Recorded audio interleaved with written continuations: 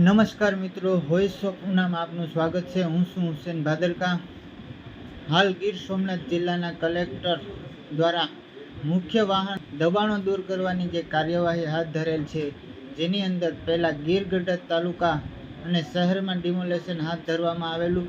ત્યારબાદ ગત તારીખ 4ના રોજ ઉના તાલુકાના દેલવાડા, અહેમદપુર માંડવી અને નાલિયા માંડવી અને તળ ગામે આવેલા દબાણો દૂર કરવા જણાવેલું, જેને અનુસંધાને દેલવાડા રોડ ઉપર આવેલા દબાણોમાં મુસ્લિમ લોકોની આસ્થાનું કેન્દ્ર એક દરગાહ કબરનું બાંધકામ દૂર કરવા જણાવેલું, જેથી દેલવાડાના મુસ્લિમ લોકોએ સ્વેચ્છાઈ રીતે દરગાહનું કબરનું બાંધકામ તોડી પાડેલ।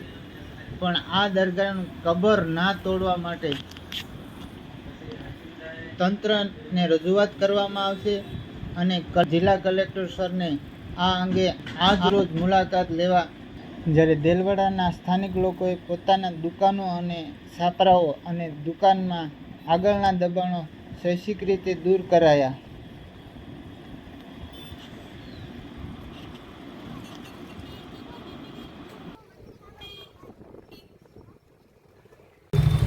મારું નામ મોહમ્મદ સલીમ ગુલાબમિયા, મુસ્લિમ સમાજ આગેવાન તથા ટ્રસ્ટી છું। આ સંદર્ભમાં એના માટે તમે આજે વિડીયો લ્યો છો, એનો સંદર્ભ એ છે કે આજથી 3 તારીખે 3/7/2024ના રોજ બપોરના 2 વાગે કલેક્ટર સાહેબ શ્રી અહીંથી દેલવાડાથી પ્રસ્થાન થયા ત્યારે રોકીને કીધું કે આ રોડ ઉપર જે જગ્યા જે છે એની દિવાલો જે છે એ તમે કાઢી નાખો। એ સ્વેચ્છાએ અમે એ કલેક્ટર સાહેબના આદેશથી મામલતદાર સાહેબના રૂબરૂમાં 4 તારીખથી લઈ ને 5 તારીખ સુધીમાં એના આદેશથી જે થતું હતું એ પ્રમાણે અમે કામ કરીને અંજામ કરી ને સ્વેચ્છાએ ગામમાં કોઈ અનિશ્ચિત બનાવ ન બને, મુસ્લિમ સમાજ હિન્દુ સમાજ સાથે રહી ને સ્વેચ્છાએ કોઈ જાનહાનિ ન થાય એ પ્રમાણે પોલીસ કોટેશનના સાથે અમે સ્વેચ્છાએ દૂર કરી દીધી છે। અમારી માંગણી એવી છે કે અમારા જે આસ્થાની 2 દરગાહો છે, તુર્બત છે, એ અમારે બચાવવાની કોશિશ છે ને અમને આસ્થાએ ઠેસ ન પહોંચે એના માટે લોક માંગણી એવી છે કે અમારી જે આ જે જગ્યા છે એ બચી જાય ને અમારી લોક માંગણીના હિસાબે આ દરગાહ ઉપર કોઈ નુકસાન ન પહોંચે, જાનહાનિ ન કરે એવી સ્વેચ્છાએ અમારી દિલગીરી સાથે માંગણી છે। એટલે કલેક્ટર સાહેબ સાથે અમારે આજ રોજ એ સંદર્ભની અંદર અમારે 3 વાગે મુલાકાત રાખેલી છે। અમે આ કલેક્ટર સાહેબ શ્રી વિના જ અમે જવાની આજે આગેવાનો મુસ્લિમ સમાજના અમે આજ બપોરે જવાના છે, તૈયારીમાં છે કે એના સાહેબની મુલાકાત લઈ આ આસ્થાને બચાવવા માટે પૂરેપૂરી કોશિશની અમારી તૈયારી છે।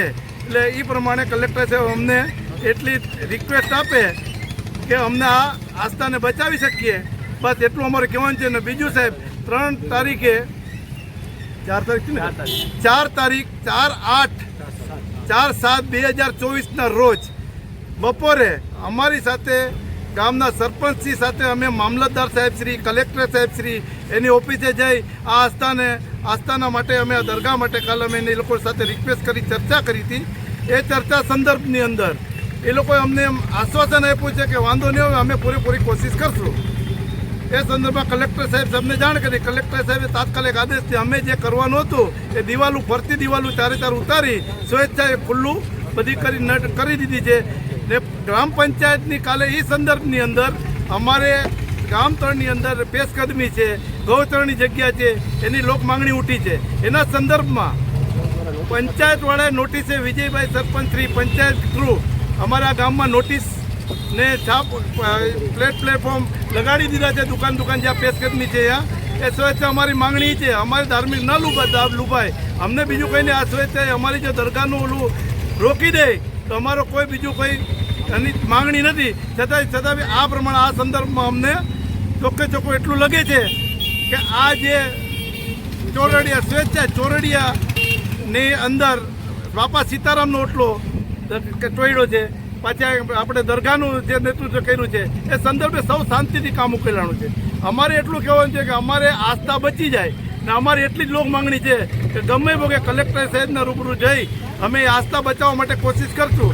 એ સ્વેચ્છાએ મામલતદાર સાહેબ, કલેક્ટર સાહેબશ્રીને અમે અભિપ્રાય આપેલું છે કે ભાઈ અમારી આસ્થા બચાવવા માટે કોશિશ કરો। ગામમાં એવું હાલાત મદ્દેનજર એ કામ કરવું જોઈએ નહીં તો સ્વેચ્છાએ આ જો દરગાહનું દબાણ દૂર થશે તો સ્વેચ્છાએ અમારી માંગણી એવી છે કે આમાં અમારા લોકો શહીદ થવાની તૈયારીમાં ફૂલ છે, શહીદ થવાની ફૂલ તૈયારીમાં છે.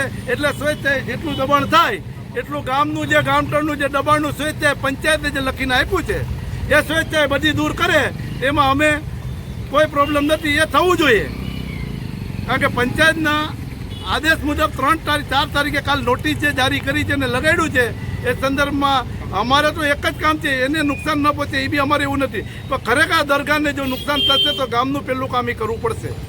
અમારા સંદર્ભમાં એટલી લોક માંગણી છે, સ્વેચ્છાએ આજે કલેક્ટર સાહેબ પાસે જઈ ને આને માંગણી માટે અમે જવાના છીએ.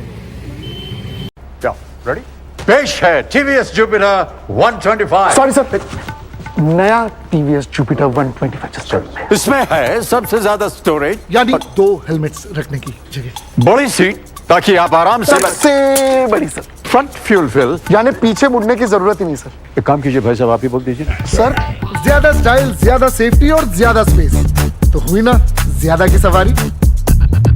टीवीएस जुपिटर 125 ज्यादा से भी ज्यादा.